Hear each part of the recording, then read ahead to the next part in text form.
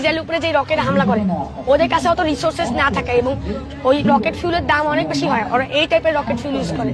Sir এটা হচ্ছে sugar পাওয়ার rocket. সাধারণত এটার নাম হচ্ছে সুগার পাওয়ার, কারণ এটা হচ্ছে চিনি এবং পটাশিয়াম নাইট্রেট দিয়ে তৈরি হয়। 65% পটাশিয়াম নাইট্রেট এবং 35% চিনি দিয়ে যদি এই রকেট তৈরি করা হয়, তাহলে এই সাইজের বড় রকেটও মিনিমাম 6 থেকে 10,000 ফিট উপর পর্যন্ত যেতে পারে। এটার কোনো উদাহরণ তোমরা কোথায় দেখেছো এটা প্রথমে? স্যার এটা হচ্ছে হামাসের ইসরায়েলের উপরে যে রকেট হামলা করে ওদের কাছে অত রিসোর্সেস না থাকে এবং ওই রকেট ফিউলের দাম অনেক বেশি হয়, ওরা এই টাইপের রকেট ফিউল ইউজ করে।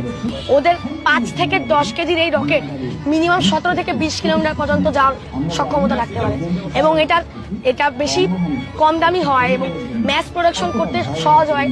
এটার এত পরিমাণ রকেট ইসরায়েলের আয়রন ডোমকেও আটকাতে সম্ভব হয়েছে। আচ্ছা, আর তুমি কি এটা পরীক্ষা করে দেখেছো? হ্যাঁ স্যার, এটা হচ্ছে পরীক্ষা করে আমি দেখেছিলাম কলমের ভিতরে স্যার অনেক কম পরিমাণ 5 থেকে 10 গ্রাম। এটা টেস্ট করার পর আমি দেখেছি যে এটা একটা 5 থেকে 6 তলা বিল্ডিং পর্যন্ত যাইতে পারে এবং এটা রকেট ফিউল স্যার অনেক কার্যকরী। আচ্ছা আচ্ছা, তুমি কি তোমার এটা কতটুকু গিয়েছে? স্যার এরকম টাইপের রকেট স্যার সাধারণত এর চেয়ে ছোট সাইজেরটা আমি টেস্ট করেছি, এটা হচ্ছে হাফ, ওইটা 3 থেকে 4,000 ফিট পর্যন্ত যাইতে পারে। তাহলে স্যার এটা 6 থেকে 7,000 ফিট পর্যন্ত ইনশাআল্লাহ যেতে পারে।